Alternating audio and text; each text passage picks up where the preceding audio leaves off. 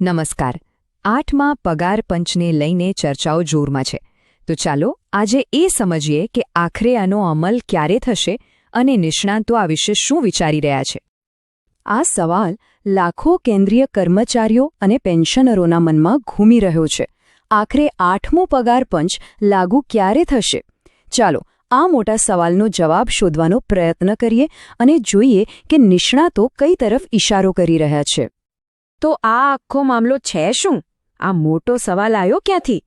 આખી વાતને બરાબર સમજવા માટે આપણે એ જોવું પડશે કે આ ચર્ચામાં કોણ કોણ સામેલ છે. ઇકોનોમિક ટાઈમ્સના એક રિપોર્ટના આધારે ચાલો એ નિષ્ણાતોને મળીએ જેમના મંતવ્યો આખી દિશા નક્કી કરી રહ્યા છે. તો આ પેનલમાં જુઓ, સ્વપ્નિલ અગ્રવાલ છે જે VSRK કેપિટલના ડાયરેક્ટર છે, રામચંદ્ર કૃષ્ણમૂર્તિ છે નેક્સ્ટડિગના ડાયરેક્ટર, ડોક્ટર મનજીત પટેલ છે જે NPS એમ્પ્લોઈઝ ફેડરેશનના રાષ્ટ્રીય અધ્યક્ષ છે, અને એક અનામી કેન્દ્રીય સચિવ પણ છે. એટલે કે અહીં નાણાકીય નિષ્ણાતો પણ છે અને કર્મચારીઓના નેતા પણ. દરેકનો પોતાનો અલગ દૃષ્ટિકોણ છે અને એટલે જ આખી વાત વધુ રસપ્રદ બને છે. હવે કોઈ પણ નિર્ણય સીધો નથી લેવાતો, ખરું ને? એની પાછળ એક આખી પ્રક્રિયા હોય છે. નિષ્ણાત રામચંદ્ર કૃષ્ણમૂર્તિના કહેવા મુજબ આ કોઈ નાની સૂની નહીં પણ પૂરા 12 સ્ટેપની પ્રોસેસ છે. ચાલો જરા એને સમજીએ. સારું, આ 12 સ્ટેપને સમજવાની એક સરળ રીત છે. એને એક લાંબી લાઇન તરીકે નહીં પણ 2 ભાગમાં વહેંચીને જુઓ. પહેલો ભાગ છે પંચનું કામ અને બીજો ભાગ છે સરકારની કાર્યવાહી. બંનેની જવાબદારીઓ અલગ અલગ છે. તો પહેલા તબક્કામાં શું છે? આ પંચના 6 પગલાં છે. એની રચના કરવી, ડેટા ભેગો કરવો, લોકો સાથે બેઠકો કરવી, ભલામણોનો ડ્રાફ્ટ બનાવવો, નાણાકીય અસર તપાસવી અને છેલ્લે સરકારને રિપોર્ટ સોંપવો. અને જાણવા જેવી વાત એ છે કે આમાંથી પહેલા 2 સ્ટેપ એટલે કે રચના અને ડેટા ભેગો કરવાનું કામ તો ઓલરેડી થઈ ગયું છે. અને આ બધું કામ કરવા માટે પંચ પાસે કેટલો સમય છે? પૂરા 18 મહિના. મતલબ કે ફેબ્રુઆરી કે માર્ચ 2027 સુધીમાં પંચ પોતાનો ફાઇનલ રિપોર્ટ સરકારને સોંપી દેશે. પંચનું કામ અહીં પૂરું થાય એટલે અસલી ખેલ શરૂ થાય છે સરકારનો. સરકારના પણ પોતાના 6 સ્ટેપ છે.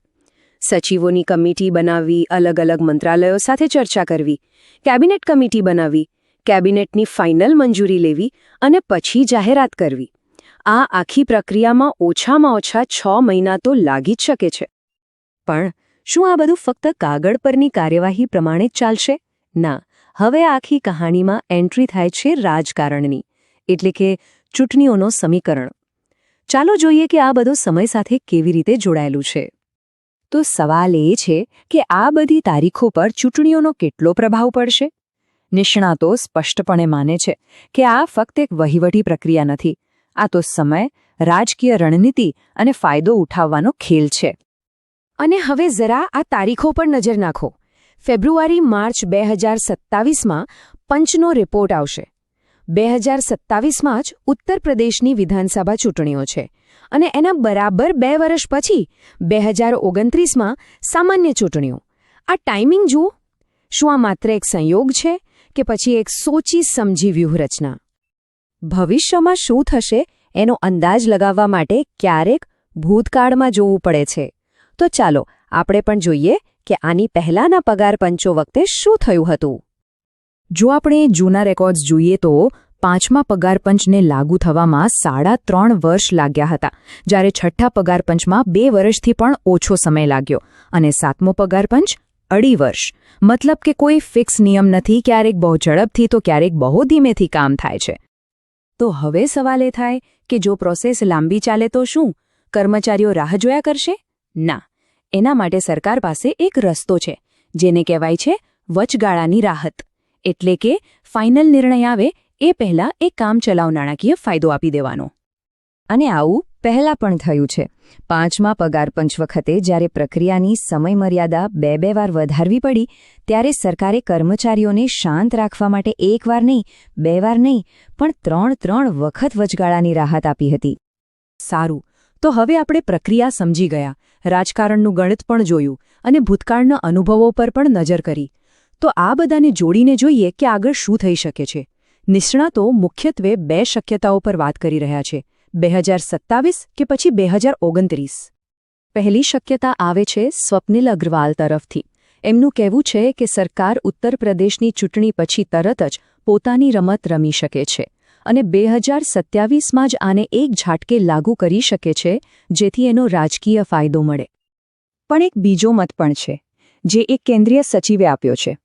એમના મતે સરકાર આને 2027માં લાગુ નહીં કરે.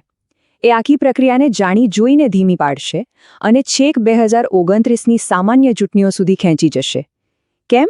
કારણ કે સરકાર એ જોશે કે સૌથી વધુ ફાયદો ક્યાં અને ક્યારે મળે છે.